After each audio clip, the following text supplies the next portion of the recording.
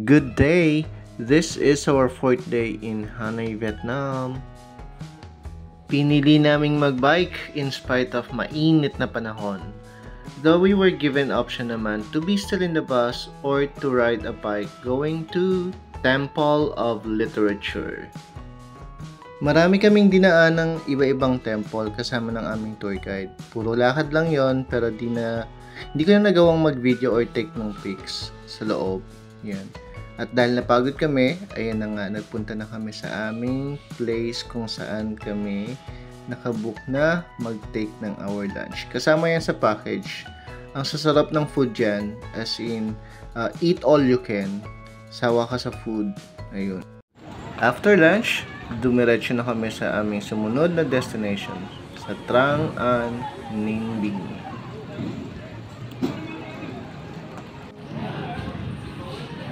We're going to the boat dock.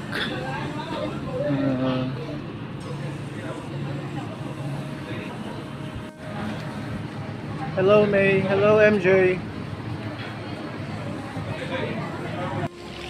Hi May, May. Dito ka sa kabila. Saan? Yan, yan. Hello. MJ.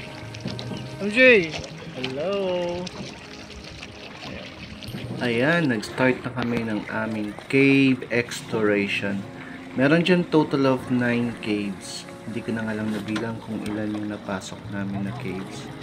And may 3 temples na madadaanan while on boat tour. The best time to visit Trang An is during the dry season. Month of May kami nagpunta and still a perfect time. Ito na lang kaya May. Ako na yan. And we're going inside the cave. Hang Lam Lam Cave. How about to enter Hang Lam Lam Cave?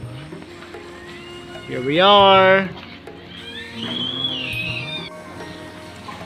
Dito na po kami sa loob ng Hang Lam Lam. MJ. Ay. May. May ano ka na, tabon-tabon ka na dyan. Sobra ka ng cover dyan.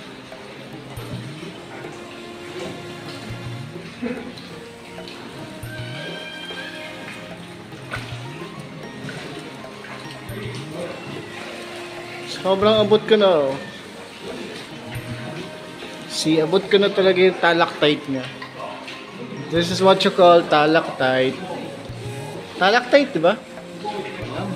Ayan yung nasa ibaba, ayun yung Ray, talactite, no? Yung nasa ibaba, talagmite ba yun? Oh. Wait.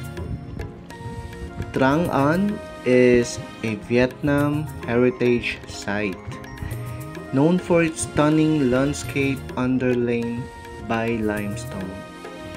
Popular destination siya for boat tours through rivers, caves, and stunning sceneries. Let's wait and see. Ito naman po ang Hang Vang Vang Cave. Hang Vang Vang Cave. Vang Cave. Hang Vang Vang Cave. And we're now inside the Hang Vang Vang Cave. Yung dilim niya sa loob tama lang kasi meron namang mga ilaw sa mga ilang stations niya. So, hindi naman talaga madilim sa loob. Maliwanag din naman syempre. Medyo mahaba siya, no? Ang Hang Vang Cave, it has a length of 250 meters. According to locals, the name Vang, it comes from the fact that when sailing through the cave, it will create a loud Buti walang paniki. And yes, totoo, walang paniki sa loob, kaya hindi nakakatakot. Vang Cave connects Lam Valley and Ang La Valley. Ay, May, nasa ka na, May? May, nasa ka? May!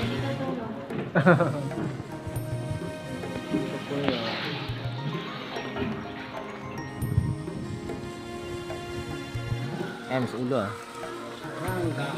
Hangday. Alam mo, matangkad. Oo nga eh. Kumakayo ko.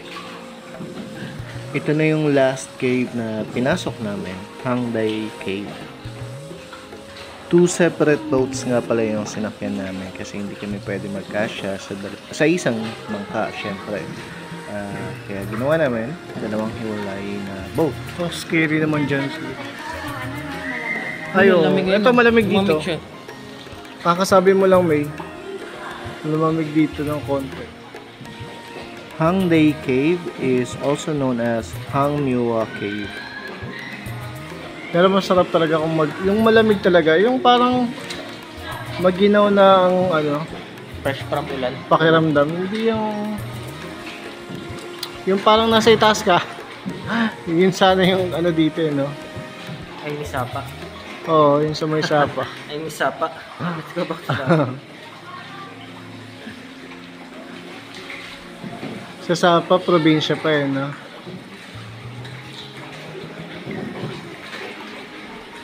Ay, tumatalon yung isda doon. Ay, tumatalon yung isda doon. Hindi ko nakapansin. Nako, mainit.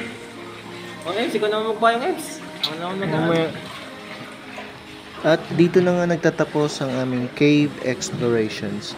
Then, uwi na kami sa aming apartment. Time for dinner na. And ito yung nakita namin malapit sa amin na masarap ang